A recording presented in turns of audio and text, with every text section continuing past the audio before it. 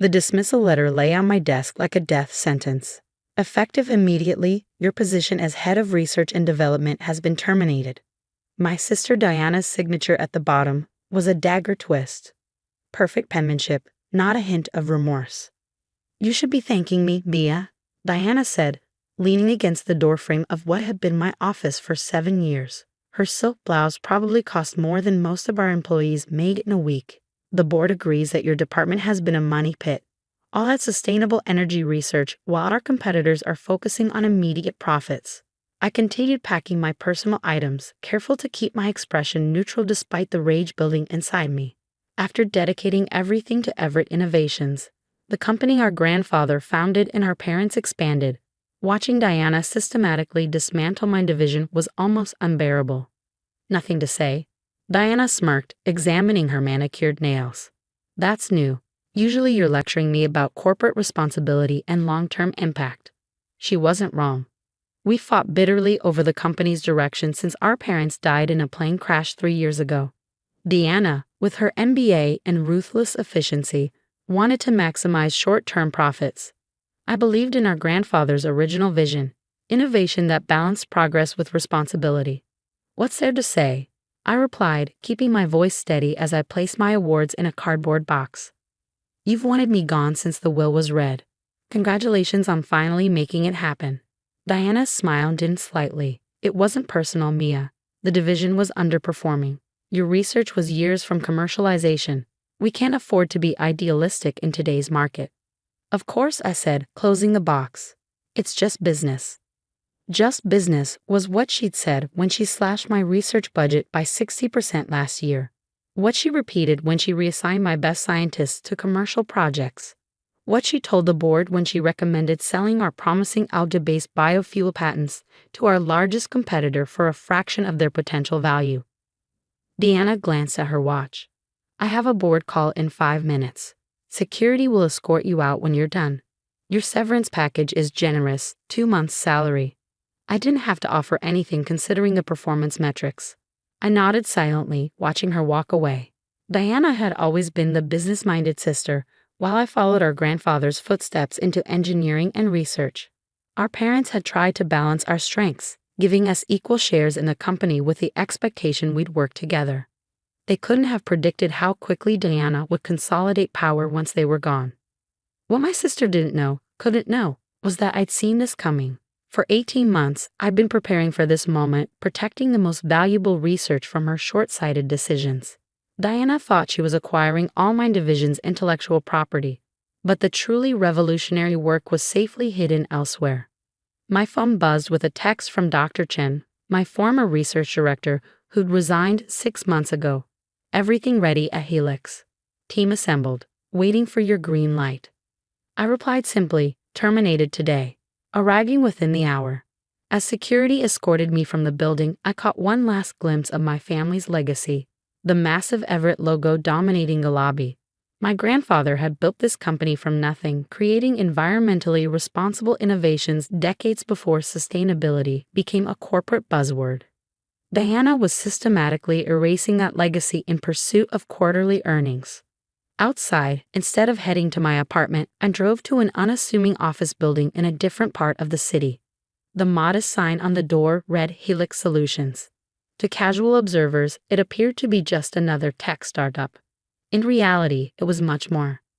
Dr. Chen greeted me at the entrance, his expression sympathetic but determined. Welcome to your new headquarters, Ms. Everett. Inside, I found a state-of-the-art research facility where 15 former Everett scientists worked diligently at advanced equipment. Some looked up and nodded as I entered. Others were too engrossed in their work to notice. Status update? I asked, setting down my box of personal items. The alga biofuel catalyst has been refined, Dr. Chen replied, leading me through the lab. Efficiency is now 64% higher than the version your sister sold. And the carbon capture technology has reached milestone 3, 2 months ahead of schedule. I nodded, feeling a mixture of pride and vindication. And our funding. The private investors you secured are pleased with our progress. The patent applications have been filed under Helix, as instructed. Your sister has no idea what she's thrown away. This was the truth Diana had never bothered to understand. While she'd been focused on cutting costs and boosting short-term profits, I'd been building something revolutionary, technology that could transform how industries approach energy consumption and carbon emissions. When I realized she would eventually push me out completely, I began making contingency plans. It wasn't technically corporate espionage. I owned half the company, after all. But I had selectively taken the most promising early-stage research, the projects Diana deemed worthless money pits, and continued their development in secret, using my personal inheritance to fund the work. "What's our timeline now?" I asked, reviewing the project boards. 8 months until the biofuel system is ready for commercial demonstration. 4 months for the initial carbon capture prototype, Dr. Chen reported. I smiled for the first time that day. Perfect. Diana thinks she's eliminated a liability, but she's actually freed us to move faster. That evening, I received a text from my mother's former assistant, Elaine, who still worked at Everett. "Diana announced your departure as a mutual decision to pursue other interests. Stock jumped 3% on news of R&D budget cuts." I wasn't surprised. Diana had always been skilled at spinning narratives to benefit herself. The market's positive reaction would only reinforce her belief that she'd made the right decision. What neither Diana nor the market understood was that true innovation isn't measured in quarterly increments. My grandfather had often said that the most valuable breakthroughs come from having the patience to solve problems others aren't even acknowledging yet. For the next 6 months, I poured everything into Helix. While Diana gave interviews about Everett's streamlined focus and market-responsive strategy, we worked in relative obscurity, perfecting technologies that would eventually upend the very markets she was so eager to please. The first indication that Diana might have miscalculated came when Petromax, the energy giant that had purchased our algae biofuel patents for a pittance, announced production delays due to unforeseen technical complications. Without my team's expertise, they were struggling to scale the technology. The second came when Everett's stock began to plateau despite Diana's aggressive cost-cutting. Without meaningful innovation in the pipeline, investors started questioning the company's long-term growth potential. "Your sister's giving another interview today," Dr. Chen mentioned one morning, showing me a business news notification, defending the company's innovation strategy. I glanced at the headline. Everett CEO addresses concerns over innovation drought, quality over quantity. "She's feeling the pressure," I noted. The market is starting to realize that selling off intellectual property and cutting R&D isn't a sustainable business model. Dr. Chen nodded. "Our timing couldn't be better then. The demonstration system is ready." The following week, Helix Solutions made its public debut at the International Sustainable Technology Expo. Our booth was modest compared to the corporate giants like Everett, but by the second day, it had become the focal point of the entire exhibition. Our algae biofuel system, now 70% more efficient than the version Diana had sold, drew continuous crowds. But it was our carbon capture technology that truly stole the show. A scalable system that could be retrofitted to existing industrial infrastructure at a fraction of the cost of current solutions. I was in the middle of explaining the technology to a group of industry executives when I noticed Diana standing at the edge of our booth, her face a mixture of shock and dawning comprehension. "Excuse me," I said to the group, handing them off to Dr. Chen before approaching my sister. "Mia," Diana said, her voice tight. "This is unexpected." "Is it?" I asked. "You never did pay attention to what my division was actually working on." Diana's eyes darted around the booth, taking in the technologies on display, the crowd of interested investors, the Helix logo that bore a subtle resemblance to our grandfather's original Everett design. "These are Everett technologies," she hissed, keeping her voice low. "This is corporate theft." "Actually," I replied calmly, "these are Helix technologies, developed after you terminated my position. The patents are filed and approved. You might recognize some of the concepts since they evolved from research you deemed worthless, but legally they belong to Helix now." Diana's face flushed with anger. "You planned this all along." "I protected our grandfather's legacy when it became clear you wouldn't," I corrected. "The same legacy our parents entrusted us both to maintain." Before Diana could respond, we were interrupted by a tall man in an impeccable suit, James Harrington, CEO of Global Energies, one of the largest energy conglomerates in the world. Ms. Everett, he said, extending his hand to me, not Diana. Your carbon capture system is remarkable. My team is very interested in discussing implementation possibilities. Diana watched, speechless, as I exchanged business cards with Harrington and arranged a meeting for the following day. Similar conversations happened throughout the expo, with Helix suddenly on everyone's radar as the most innovative player in sustainable technology. By the expo's end, Everett's stock had dropped 7%, while Helix had secured preliminary agreements with 3 major industry leaders. Diana avoided me for the remainder of the event, but I could feel her watching from a distance, recalculating everything she thought she knew. The real confrontation came a week later when Diana appeared unannounced at Helix's headquarters. Security called to alert me, and I instructed them to escort her to my office. She entered like a storm, throwing a financial report on my desk. The board is in panic mode. Our stock is down 12% since the expo. 2 major investors are questioning our innovation pipeline. This is your doing. I gestured for her to sit, which she did reluctantly. No, Diana. This is your doing. I warned you repeatedly about the consequences of prioritizing short-term gains over long-term innovation. You chose not to listen. So this is revenge, she demanded, tanking our family company to prove a point. This isn't revenge, I replied evenly. This is competition. You decided Everett didn't need what I offered. The market is now demonstrating otherwise. Diana ran a hand through her perfect hair, a rare gesture of frustration. What do you want, Mia? A triumphant return. Your old position back with a bigger budget.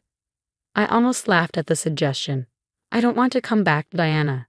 Helix is already worth more than my half of Everett was when you forced me out. And unlike you, I structured this company to stay true to its mission regardless of market pressures. Then why are we having this conversation? She asked, her voice suddenly tired. I pushed a folder across the desk. Because despite everything, Everett is still our parents' legacy. This is a proposed partnership agreement between Helix and Everett. We provide the innovation pipeline you've destroyed. You provide the manufacturing infrastructure and market reach we're still building. Diana opened the folder skeptically, scanning the terms. This is surprisingly reasonable. I'm not interested in destroying Everett, I explained. I'm interested in building something that honors our grandfather's vision, something our parents would be proud of. You're an excellent businesswoman, Diana. I've never disputed that. But a company needs more than quarterly projections to thrive long-term. She continued reading, her brow furrowed. The board won't like the exclusivity terms. The board is currently watching your leadership decisions tank their stock options, I pointed out. They'll adapt. Diana closed the folder, studying me with new eyes. You outmaneuvered me completely. All those months I thought I was winning. You taught me a valuable lesson about business, I acknowledge, just not the one you thought you were teaching. The partnership agreement took 2 months to finalize, with Diana fighting for terms that preserved her authority while I insisted on protections for Helix research independence. The resulting arrangement wasn't perfect, but it worked. Helix maintained creative control over innovation, while Everett provided the scale and distribution channels to bring those innovations to market. 1 year after my dismissal from Everett, I stood beside Diana at the opening of a new joint research facility. Our relationship remained complicated. Too much had happened for easy reconciliation, but we'd reached a professional respect that seemed impossible in those early days. The carbon capture system installation at the Palmer plant exceeded projections, Diana mentioned as we toured the facility. Operating costs are down 22%, and they're anticipating carbon tax credits that will cover the entire implementation investment by next quarter. I told you the economics made sense, I replied, even by your aggressive standards. Diana nodded, pausing before a wall displaying our grandfather's original patents. He would have understood what you did, taking the research underground when I wouldn't listen. It's exactly what he did when the board tried to redirect his work in the 80s. I looked at her in surprise. I didn't know that. There's a lot about our family history you don't know, Diana said with unexpected candor. I was so focused on what Dad taught me about business that I missed the bigger picture Grandpa tried to show us both. As we continued the tour, greeting the scientists who would work in this collaborative space, I reflected on our journey. Diana had believed she was eliminating a problem when she fired me. Instead, she had inadvertently created exactly what our parents had always intended, a partnership that balanced innovation with business acumen, long-term vision with practical execution. Later that day, I found an old photograph on my desk. Our grandparents standing proudly outside the original Everett workshop, a hand-painted sign overhead. Diana had attached a note. They built something that mattered. So did you? It wasn't an apology, but from Diana, it was something more valuable. Acknowledgement. She had finally recognized what I had always known. That true success isn't measured in quarterly reports, but in lasting impact. I had become the invisible partner our company needed, working in the shadows until my value became impossible to ignore. Sometimes being underestimated is the greatest advantage. Sometimes getting pushed out is the push you need. And sometimes the most powerful statement isn't proving someone wrong. It's showing them a better way forward.